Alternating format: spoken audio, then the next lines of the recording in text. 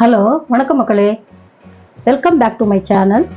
இப்போ நாம் சிக்கன் குழம்பு எப்படி செய்யறதுன்னு பார்ப்போம். இதுக்கு தேவையான பொருள் வந்து வெங்காயம், பூண்டு, இஞ்சி, தக்காளி, மிளகு, சீரகம், சோம்பு, பட்டை, கிராம்பு, அப்புறம் கொஞ்சம் கருவேப்பிலை. இது எல்லாத்தையும் போட்டு ஒன்றா அரைச்சிக்கலாம். அப்புறம் புதினா கொத்தமல்லியும் சேர்த்து அரைச்சிக்கலாம். வாங்க செய்முறை எப்படின்னு பார்க்கலாம். முதல்ல எண்ணெய் ஊற்றிப்போம். தேவையான அளவு எண்ணெய் ஊற்றிக்கலாம். கோழியில் வந்து எண்ணெய் கொழுப்பு சத்து இருக்கிறதுனால எண்ணெய் கொஞ்சமாக ஊற்றிப்போம். இப்போ முதல்ல வெங்காயம் போட்டுக்கிடுவோம்.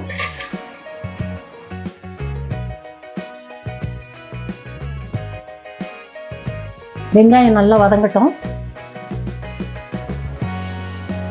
பாருங்க, நல்லா வதங்கிடுச்சு. இப்போ நம்ம அரைச்சி வச்ச மசாலாவை போட்டுக்கிடுவோம்.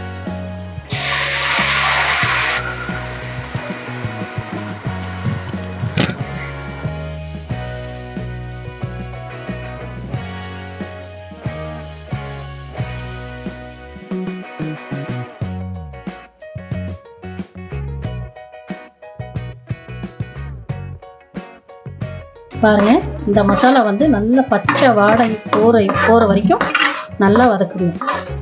பாருங்க, 2 கிலோ கோழிக்கறி. இதில் வந்து நல்ல மஞ்சள் போட்டு கலந்து கழுவி வச்சுக்கிறோங்க. நல்ல பச்சை வாடை போயிடுச்சு, நல்லா வதங்கிடுச்சு. இப்போ கோழிக்கறியை போட்டுக்கிடலாம். பாருங்க, 2 கிலோ கோழிக்கறி. இதுக்கு தேவையான உப்பு போட்டுக்கோங்க. தேவையான அளவு போட்டுக்கிறோங்க. பாருங்க, இன்னும் கொஞ்சம் போட்டுக்கிறேன். அப்புறம் மஞ்சள் போட்டுக்கிறேங்க.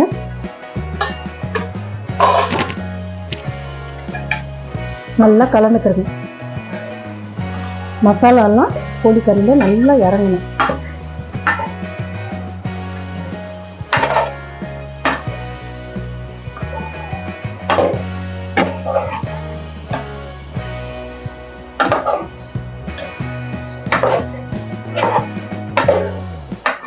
இந்த மசாலாலாம் கோழிக்கறியில் சேர்ந்து நல்லா உப்பு மசாலாலாம் இறங்கி கொஞ்சம் நேரம் வேக விடுங்க. இப்போ ஒரு 5 நிமிஷம் மூடி வச்சுருங்க, வேகட்டும். இப்போ 5 நிமிஷம் ஆயிடுச்சு. நடுவில் கொஞ்சம் தயிர் ஊற்றிடுவோம்.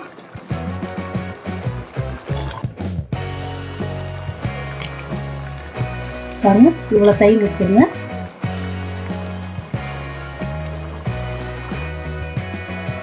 அப்புறம் மல்லித்தூள் போட்டுக்கிறோம்.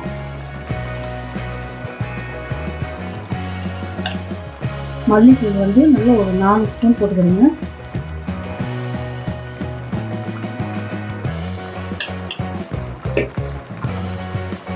அப்புறம் மிளகாத்தூள் வந்து 1 ஸ்பூன் போட்டுக்கிட்டா போதும். ஏன்னா மிளகாய் வந்து காரம் ரொம்ப இருக்கும். அதனால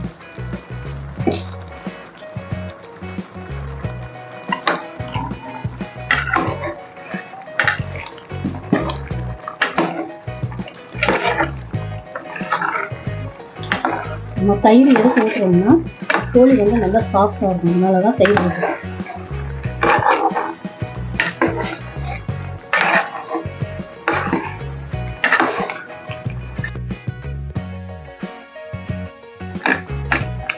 வந்து நான் கொஞ்சம் நேரம் நல்லா கலந்து வைங்க. இன்னும் கொஞ்சம் நேரம் அந்த மிளகாத்தூள், தனியாத்தூள் எல்லாம் இதில் கோழியில் நல்லா இறங்கினா தான் நல்லாயிருக்கும்.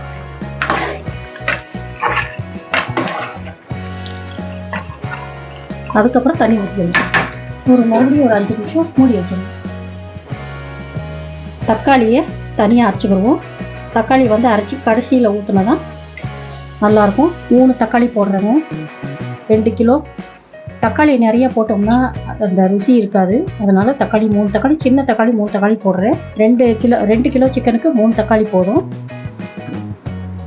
பாருங்க, தக்காளி அரைஞ்சிருச்சு. நல்லா இந்த மாதிரி அரைச்சி ஊற்றுங்க. அப்போ தான் குழம்பு கூட கிடைக்கும். பாருங்கள், 5 நிமிஷம் ஆயிடுச்சு. இப்போ நம்ம தக்காளி ஊற்றிக்கிறோம். அரைச்ச தக்காளி, அந்த அரைச்ச தக்காளியில் தண்ணி ஊற்றி கலந்து ஊற்றிக்கிறோம். வேஸ்ட் பண்ணக்கூடாது. இப்போ குழம்புக்கு தேவையான இன்னும் கொஞ்சம் தண்ணி ஊற்றிக்கிறோம்.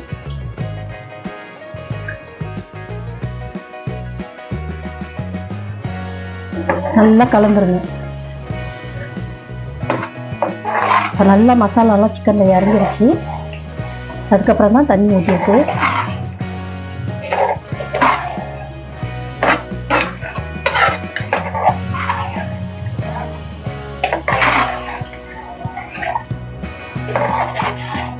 இந்த பதத்துக்கு செஞ்சுக்கிறோம். இது வேணும்னா தேவையானவங்க இன்னும் கொஞ்சம் தண்ணி கூட ஊற்றிக்கிடலாம். ஆனால் இந்த திக்னஸ் இருந்தால் தான் குழம்பு நல்லா டேஸ்ட்டாக இருக்கும். கறி இன்னும் கொஞ்சம் வேகணும். இன்னும் கொஞ்சம் தண்ணி ஊற்றிடுவோம். போதும். இது கொதிக்க கொதிக்க இன்னும் கொஞ்சம் கெட்டியாயிரும். இப்போ கரெக்டாக வந்துடும். இப்போ ஒரு 10 நிமிஷம் மூடி வச்சுருங்க. கரெக்டாக வந்துடும். பாருங்கள், சரி, ரெடி ஆயிடுச்சு.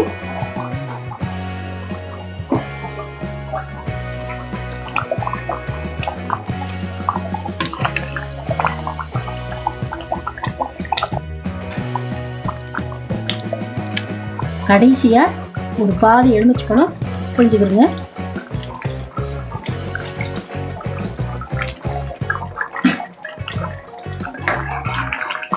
கலந்துக்கிட்டு ஒரு நிமிஷம் தாங்க. அதுக்கப்புறம் ஸ்டவ் ஆஃப் பண்ணிடுங்க.